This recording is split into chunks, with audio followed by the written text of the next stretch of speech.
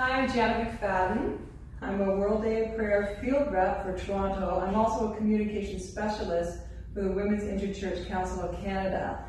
And I'm here today with the Reverend Michael Stainton. He's the president of the Taiwanese Human Rights Association of Canada and the founder and director of the Canadian Mackay Committee. Michael has first-hand knowledge of Taiwan, having been sent there as a missionary in 1980 to work with the Presbyterian Church in Taiwan, a time of martial law. We are grateful to have Michael share his insights on this dynamic island country as a committee of women from Taiwan wrote the 2023 World Day of Prayer service. Welcome, Michael. I have several questions for Michael. The first one is, could you highlight some of your experiences while working in Taiwan that reflect on the theme for World Day of Prayer 2023, which is, I have heard about your faith, meant to encourage Christians in their actions? Well, my work for the Presbyterian Church in Taiwan from 1980 to 1991 was all in social ministries to indigenous people.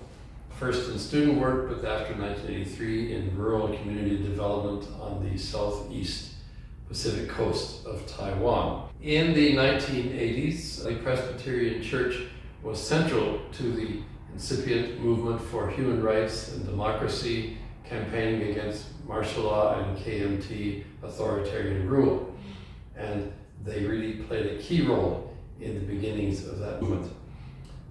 However, in the 1980s, the political changes which were happening in the cities of Taiwan had not reached the rural villages in the mountains where indigenous people lived. Those villages were still very much under the control of the KMT party state, even the churches. And so my job was, along with my colleagues, to try to open up that situation and bring indigenous people into this movement for political change in Taiwan. So one example, in student work, under martial law it was illegal to have independent student organizations. Any national student organization had to be under the KMT party. However, there was a loophole for churches. And we said, okay, let's use that loophole, and we organized an all-Taiwan Christian Indigenous Student Association, which was able to give a voice to the young Indigenous students who were beginning to have new concepts of what it meant to be Indigenous and to educate them in human rights and democracy. Whether we made a difference or not, I don't know, but I do know that the first president of that association is today Taiwan's Minister of Indigenous Affairs. And so we must have made a small difference.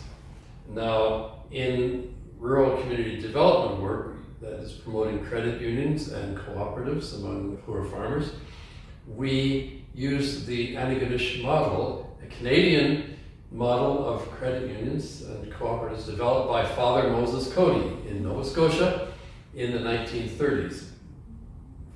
Father Cody's motto was, the people should be masters of their own destiny. And he emphasized that a cooperative is an educational process in which people learn to take control of their own lives. And this is what we try to do in our cooperative work in Eastern Taiwan. Thank you, Michael, for that. The committee of women that wrote the 2023 service included specific prayers for Taiwan, and one centered on Taiwan being caught in a superpower struggle and being isolated internationally for decades.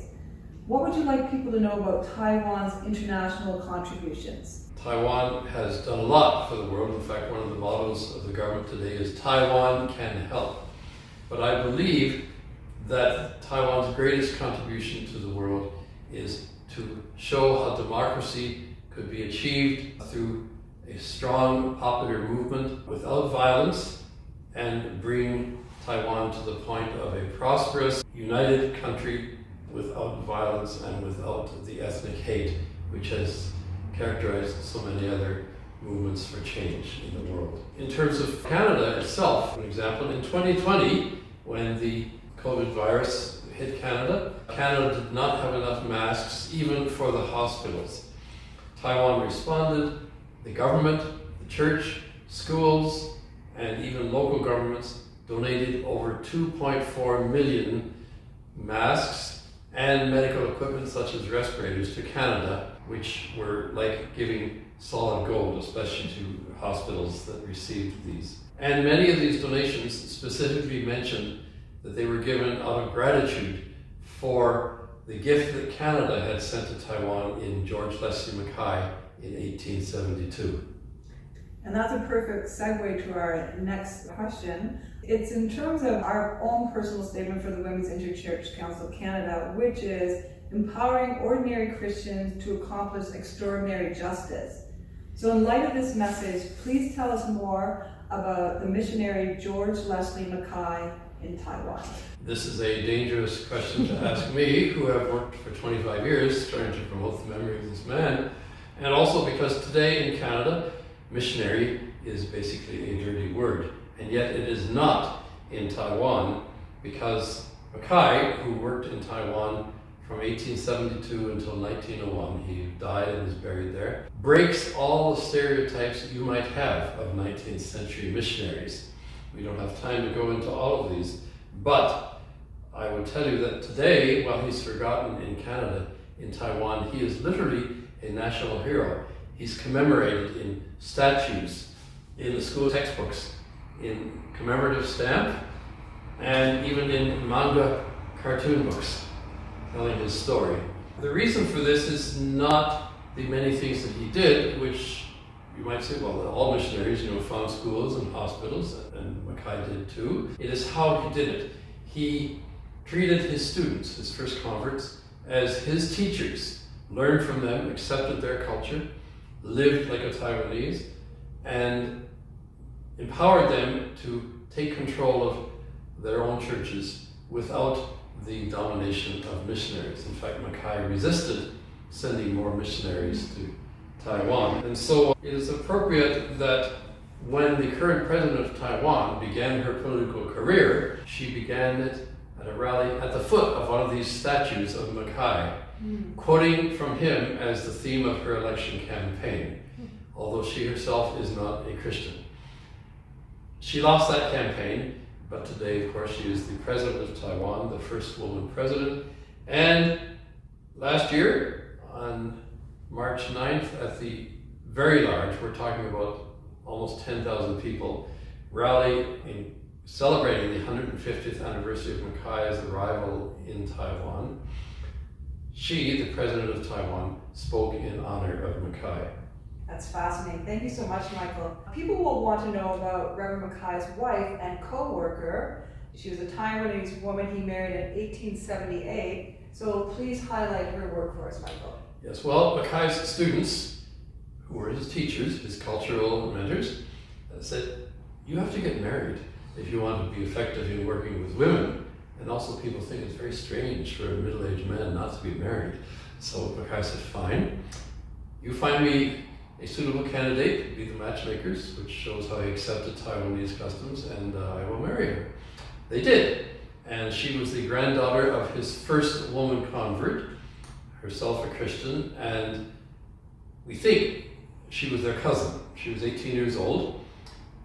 They were married in the British consulate in 1878, and Minnie proved to be a brilliant, intelligent, self-confident, well-spoken, and very loving co-worker for Mackay, and made a huge difference in his ministry. She was far more than just the missionary's wife. One example is when they came to Canada in 1881, Minnie actually made quite a sensation among the churches and changed many people's image of what the Chinese women were like. The Women's Missionary Society of the Presbyterian Church wanted to collect old clothes to send to the poor children of Taiwan. Minnie very tactfully said, well, Taiwan is a very hot country, and our Taiwanese people are much smaller than your Canadian children, so perhaps your clothes wouldn't be the right thing. But if you wanted to help us, we would like to have one sewing machine for each of our chapels. And she got her sewing machines. Minnie went back to Taiwan with George, and in 1883 she became the head of the new women's school, or girls' school they called it, in Tam Sui, which was built with donations from the people of Oxford County, Ontario. She is commemorated today in Taiwan's feminist history, and there is a plaque, actually, at the location of the girls' school commemorating her as the place where Taiwanese women first stood up. Thank you, Michael, so much for that. And now we're going to learn about another woman of great importance to the Christian missionary movement in Taiwan. She was a Sadiq indigenous woman who at age 58, after a hard life, became a Christian. So please tell us more about her. She was from the Sadiq tribe. These actually were headhunters in the mountains of eastern Taiwan. She had married a Taiwanese trader and went with him to the western coast of Taiwan and had some contact with Christian missionaries or the Christian churches there, became a believer, but she was not baptized until many years later, after she had lived a hard life on her own after her husband died. And she was in a way sort of rejected by her own people for having married a Taiwanese. In 1929, the Canadian mission brought her to Tam Sui to study at the girls' school, the one that Minnie had been the head of. And then she went back to her own people in the mountains and began secret evangelism. It had to be secret because the Japanese had forbidden all Christian evangelism among indigenous people. And the villagers would often have stories about how they hid her from the Japanese police who were trying to track her down. And this was serious because one of her early converts who became a preacher was in prison for 7 years by the Japanese. One died in 1946, but not before, after the end of the war, thousands of Sadiq and Bunun tribe Christians came out of the mountains to the Taiwanese churches on the East Coast asking to be baptized. This amazed the Taiwanese. They knew nothing about what had been happening, and they called it the 20th century miracle. So today, the work that Jiong started continues. The membership of the Presbyterian Church in Taiwan, which is about 271,000 people, is 1/3 indigenous. Thank you, Michael, for that. Lastly, what didn't you get a chance to tell us today that you would like our audience to know? I would just say, visit Taiwan. Go for yourself.